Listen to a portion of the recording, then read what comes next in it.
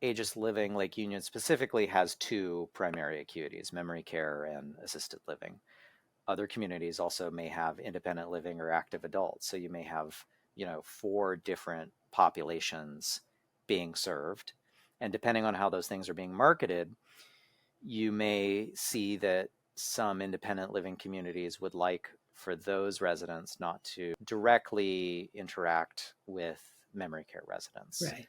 I think it's sort of interesting. We don't want to necessarily see where we might end up next. Separating and meeting the needs of each of those acuities is critical.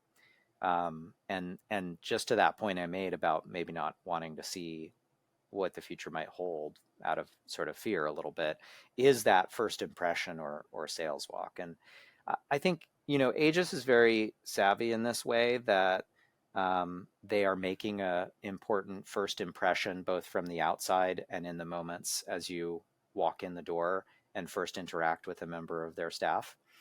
And it really is a critical part because particularly for care-based communities, they have a higher resident turnover than an apartment building or independent living, and so they have to sell pretty often, and that experience, appealing both to perhaps the adult who has need, but also especially the family member, often a child, who is a decision about where their loved one is going to be living. And so that sales design is a huge aspect of these communities.